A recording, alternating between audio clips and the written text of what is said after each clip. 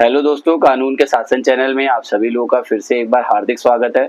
दोस्तों, आज हम बात करने वाले हैं इलाहाबाद उच्च न्यायालय द्वारा यूपी के डीजीपी को आदेश दिया गया है कि वे 17 अक्टूबर 2024 तक हलफनामा प्रस्तुत कर बताएं कि क्यों नहीं अभियोजन पक्ष के गवाहों को कोर्ट में प्रस्तुत किया जाता है और क्या आखिर पुलिस विभाग द्वारा क्या ऐसी लापरवाहियां की जाती हैं कि क्यों देर हो जाती है। दोस्तों, जैसा कि आपको मालूम होगा कि हमारा कोर्ट में किसी भी जानने वाले का हो या किसी का भी कोई कोर्ट में केस चलता है तो अभियोजन यानी पीड़ित पक्ष जो होता है वो गवाहों को कोर्ट में पहुंचाने में, कोर्ट में आने में बहुत समय लग जाता है और 20-20 साल, 10-10 साल, 15 साल वो मुकदमा चलता रहता है। तो दोस्तों, इसी तरह एक 17 अक्टूबर 2017 में एक मुकदमा कायम होता है। उस मुकदमे में मनोज द्वारा, जिसे जो जेल में बंद है 2017 से, और वो 2024 में जब बेल पहुंचती है, तो दोस्तों मैं आपको एक चीज और क्लियर कर दूं कि बहुत सारे क्राइम ऐसे होते हैं जो जघन्य अपराध होते हैं। अपराध तीन तरह के होते हैं। एक होते हैं सामान्य अपराध हो गए, गंभीर हो गए और एक जघन्य हो गए।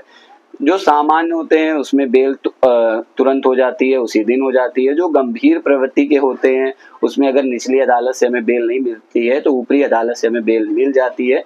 इसी प्रकार जो जघन्य अपराध होते हैं वह मामले उच्च न्यायालय और सर्वोच्च न्यायालय तक जमानत अर्जियां खारिज कर दी जाती हैं। तो दोस्तों, ये जो मुकदमा था ये 17 अक्टूबर 2017 को जब इसमें विवेचना शुरू होती है, उसके बाद में कोई चार्जशीट आ जाती है, उसके बाद से प्रोसिक्यूशन जो अभियोजन पक्ष होता है, जो पीड़ित पक्ष होता है, वो केवल 8 सालों में मात्र 3 गवाहों को प्रस्तुत कर सका।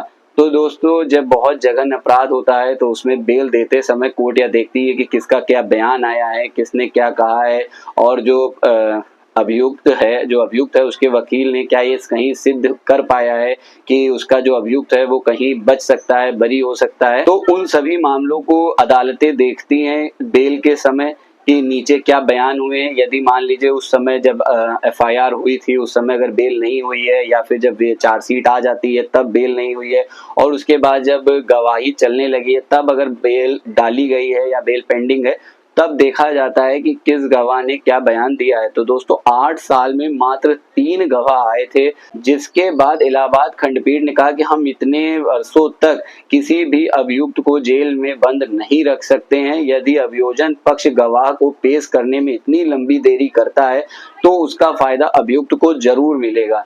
तो दोस्तों, 17 अक्टूबर को हलफनामा मांगा गया है यूपी के डीजीपी से। अब वो स्पष्ट करेंगे, बताएंगे कि अब तक कितने में सम्मन, कितने में किन गवाहों को सम्मन गया था, कितनों को एनबीडब्ल्यू हुआ था उन गवाहों को, और कौन कौन उपस्थित हुए, कौन नहीं उपस्थित, किन कारणों से उपस्थित नहीं हो सके, ये सारे रीजन। और साथ ही अन्य मुकदमों को, सबसे बड़ी चीज ये है कि जो और भी मुकदमे चल रहे हैं बहुत सारे, उनमें भी उनको हलफनामा देना, उनको बताना है कि आखिर क्या दिक्कतें हो रही हैं। जो मामले 20-20 साल और 15 साल तक की एक एक गवाह नहीं आता, जिस कारण से गवाह के ना आने के कारण से अभियुक्त को भी फायदा कभी मिलता है और कभी पीड़ित को भी फायदा मिलता है। दोस्तों, मान ली किसी ने झूठा मुकदमा किया है, तब तो अभियुक्त परेशान है, वो तो जेल में बंद है, गवाह आ नहीं रहा है, और कब तक हम उसको जेल में रख सकते हैं, ये भी एक सबसे बड़ी चीज है। अगर जो पीड़ित है वो वास्तव में पीड़ित है, उसने जो एफआईआर कराई है वो बिल्कुल सही कराई है, तो अभियुक्त को उसका फायदा मिलेगा। यदि गवाह सारे नहीं उपस्थित होंगे, कोर्ट में बयान नहीं देने आएंगे,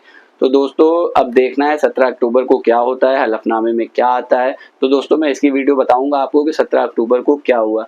तो दोस्तों, मैं साथ में आपको एक चीज और भी बता दूं कि बहुत सारे मुकदमे इन्हीं कारणों की वजह से न्यायालय में पेंडिंग है, गवाह नहीं आ रहा है, जिसकी वजह से गवाही रुकी हुई है। और अभियुक्त अगर जमानत पे है तो उसे कोई दिक्कत नहीं होती, टेंशन फ्री रहता है कि ठीक है, जब गवाह आएगा तो गवाही होगी, और अगर नहीं आएगा तो यहाँ तक कि बाइज्जत बरी तक हो जाते हैं। दोस्तों, सबसे बड़ी चीज ये है कि बहुत से ऐसे जघन्य अपराध 302 के, 376 के, जिसमें गवाह आया ही नहीं और अभियुक्तों को दोष मुक्त करना पड़ा।